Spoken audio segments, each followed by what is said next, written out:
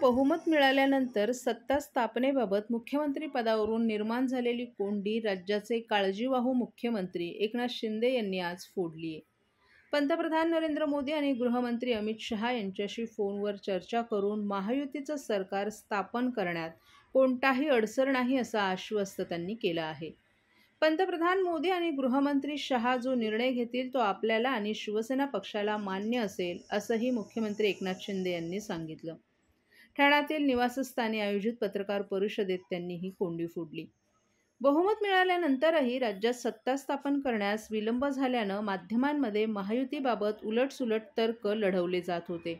या पार्श्वभूमीवर मुख्यमंत्री एकनाथ शिंदे यांनी आज माध्यमांशी संवाद साधला आणि आपली भूमिका स्पष्ट केली आहे. यामुळे राज्यात सत्ता स्थापनेचा मार्ग मोकळा झाल्याचं बोललं जात आहे. राज्यात महायुतीला अभूतपूर्व यश मिळालं. या संदर्भात मंगळवारी रात्री पंतप्रधान नरेंद्र मोदी आणि गृहमंत्री अमित शहा यांच्याशी फोनद्वारे चर्चा केल्याचं मुख्यमंत्र्यांनी सांगितलं. राज्यात सरकार स्थापन करताना महायुतीचा घटक पक्ष म्हणून शिवसेनेचा कोणताही अडसर नाही. महाराष्ट्र हित आपल्यासाठी सर्वोच्च आहे. आपल्यात कोणतीही नाराजी नाही. महायुतीतील मुख्यमंत्रीपदाबाबत भाजप पक्षश्रेष्ठी जो अंतिम निर्णय घेतील त्यास आपला पाठिंबा असेल असं पंतप्रधान आणि गृहमंत्र्यांना कळवल्याचं मुख्यमंत्री एकनाथ शिंदे यांनी या पत्रकार परिषदेत सांगितलं. निवडणुकीतील प्रचंड यश म्हणजे गेल्या 2.5 वर्षात महायुतीनं केलेल्या कामावर जनतेनं दाखवलेला विश्वास असल्याचंही त्यांनी सांगितलं. महायुतीच्या सगळ्याच कार्यकर्त्यांनी प्रचंड काम केलं. निवडणूक काळात पायाला भिंगरी लावल्याप्रमाणे काम केले. सर्वसामान्यांसाठी सरकार म्हणून काही ना काही करावं ही धारणा होती.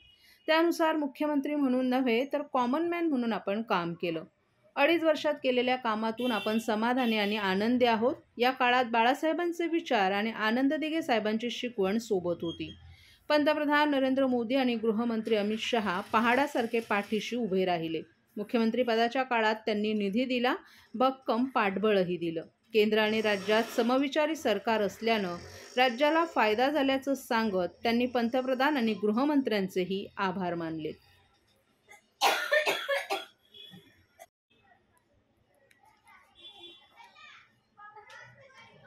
ठाणे पोलिसांच्या गुन्हे अन्वेषण शाखेच्या प्रमुखपदी अमरसिंग जाधव यांची वर्णी. ठाणे पोलीस दलात मागील अनेक दिवसांपासून चर्चेत असलेल्या ठाणे पोलिसांच्या गुन्हे अन्वेषण शाखेच्या प्रमुखपदी अमरसिंग जाधव यांची नेमणूक झाली आहे. या पदावर वर्णी लागावी यासाठी मागील काही दिवसांपासून वरिष्ठ पोलीस अधिकाऱ्यांनी मुंबई ठाण्यातील काही नेत्यांच्या गाठीभेटी घेण्यास सुरुवात केली होती. अखेर या सर्वात परिमंडळ 5चे उपायुक्त अमरसिंग जाधव यांची वर्णी लागली आहे. तर अनुसूचित जाती जमाती आयोगावरील पोलीस अधीक्षक प्रशांत कदम यांची ठाणे शहर पोलीस दलात उपायुक्तपदी बदली झाली आहे. अद्याप त्यांची नेमणूक कोणत्याही परिमंडळात करण्यात आली नाही.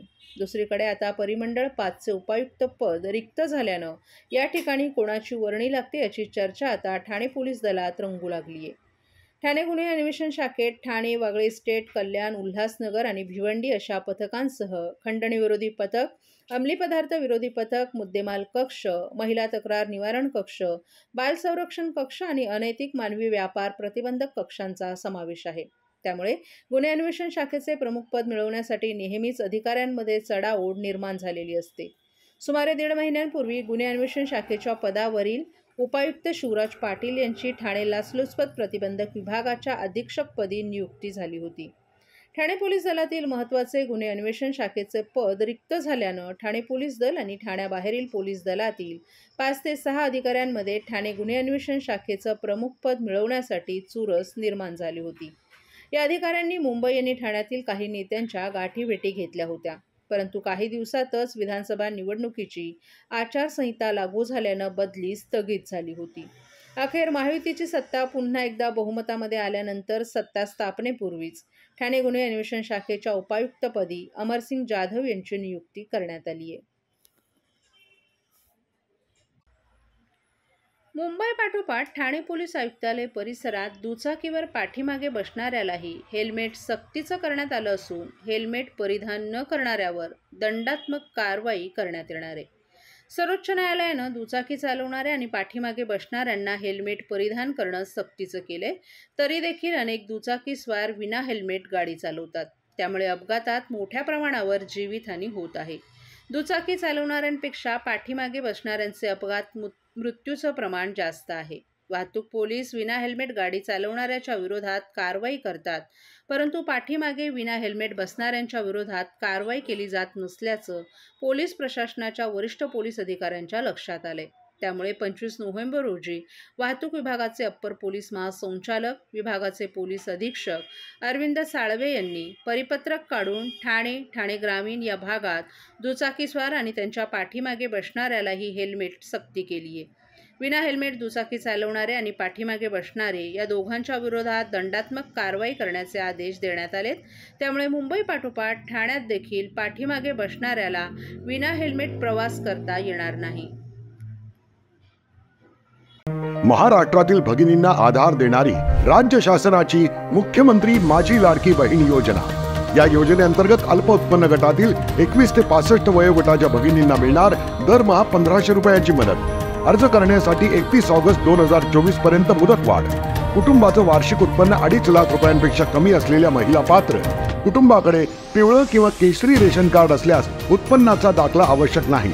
पांढरं रेशन कार्ड असेल किंवा रेशन कार्ड नसेल तर कुटुंबाचं वार्षिक उत्पन्न 2.5 लाखांपेक्षा कमी असल्याचा दाखला आवश्यक. योजनेसाठीचा ऑनलाईन अर्ज नारी शक्ती दूत ॲपवरून किंवा पोर्टलवर भरता येईल. ज्या भगिनींना ऑनलाईन अर्ज भरता येत नसेल त्यांच्यासाठी अंगणवाडी, ग्रामपंचायत, वॉर्ड ऑफिस, सेतू सुविधा केंद्रामध्ये किंवा आशाताई बचत गटाच्या CRP यांची मदत उपलब्ध. आता आपल्याला अभिमानानं म्हणता येईल, सुखी आणि सुरक्षित आहे माझी लाडकी बहीण.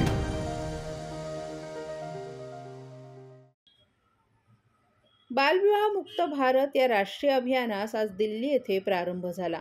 केंद्रीय महिला व बालविकास मंत्री अन्नपूर्णा देवी आणि राज्यमंत्री सावित्री ठाकूर यांच्या उपस्थितीत झालेल्या कार्यक्रमाचं थेट प्रक्षेपण ठाणे महापालिका मुख्यालयातील नरेंद्र बळाळ सभागृहात करण्यात आलं होतं. या कार्यक्रमात महापालिकेचे अधिकारी, कर्मचारी, स्वयंसेवी संस्थांचे प्रतिनिधी आणि महिला मोठ्या संख्येने उपस्थित होत्या. यावेळी उपस्थितांनी बालविवाह मुक्त भारताची शपथही घेतली. केंद्रीय महिला व बालविकास मंत्रालयातर्फे नवी दिल्लीत विज्ञान भवन येथे या अभियानाचा आरंभ करण्यात आलाय. त्यात देशभरातून ऑनलाईन पद्धतीनं नागरिकही सहभागी झालेत. बालविवाह मुक्त भारत या पोर्टलचंही यावेळी अनावरण करण्यात आलं. ठाणे महापालिका मुख्यालयातील नरेंद्र बळाळ सभागृहात झालेल्या या कार्यक्रमात अतिरिक्त आयुक्त प्रशांत रोडे, उपायुक्त जी गोदेपुरे, महिला व बालविकास अधिकारी दयानंद गुंडपादीही उपस्थित होते. यावेळी ठाणे महापालिका क्षेत्रातील नोंदणीकृत बचत गटाच्या महिला, विद्यार्थी, अधिकारी आणि कर्मचाऱ्यांनी बालविवाह मुक्त भारताची सामूहिक शपथ घेतली. तसंच शाळा आरोग्य केंद्रे येथेही शपथ घेण्यात आली आहे.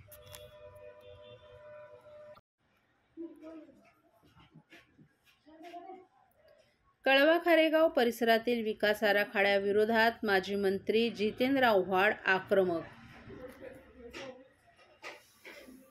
कळवा खारेगाव परिसरातील विकास आराखड्याविरोधात माजी मंत्री आणि विरोधी पक्षनेते जितेंद्र आव्हाड आक्रमक झालेत. त्यांनी या आराखड्यामुळे स्थानिकांच्या जीवनावर होणाऱ्या परिणामांवर तीव्र आक्षेप नोंदवलाय आणि या विरोधात मोठ्या जनआंदोलनाचा इशारा दिलाय. विकास आराखड्यामुळे खारेगावातील सुमारे 500 इमारती उद्ध्वस्त होतील आणि 10,000 घरं उद्ध्वस्त होऊन 40,000 लोक रस्त्यावर येतील. माणसं जगली तर विकासाचा उपयोग होईल, माणसंच राहिली नाहीत तर हा विकास कोणासाठी, असा सवाल आव्हाड यांनी उपस्थित केलाय. खारेगावमधील 100 ते 200 वर्ष जुनी घरं आणि गावठाण उद्ध्वस्त होणार आहेत. खारेगाव हे ऐतिहासिक गाव आहे, ते उद्ध्वस्त करून अमेरिकन मॉडेल तयार करण्याचा प्रयत्न सुरू असल्याचंही आव्हाड यांनी सांगितलं. एका विशिष्ट हेतून आणि उद्दिष्ट डोळ्यासमोर ठेवून हा DP प्लॅन तयार करण्यात आल्याचाही आव्हाड यांनी आरोप केलाय. महानगरपालिकेनं अनधिकृत इमारतींवर कारवाई न करता सरळसोट रस्ते आणि घरं उद्ध्वस्त करण्याचा डाव आखलाय. आव्हाड यांनी कळवा खारेगावातील नागरिकांच्या हक्कासाठी रस्त्यावर उतरण्याचा इशारा दिलाय. हे करोडो रुपयाचे भ्रष्टाचाराचे करतात कशाला?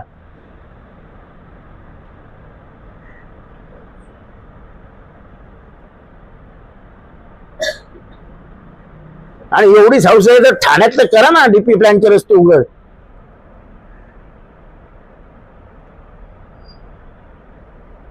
कळव्यातल्या विशिष्ट भागात तुम्हाला DP आणायचे, कशाला आणायचे?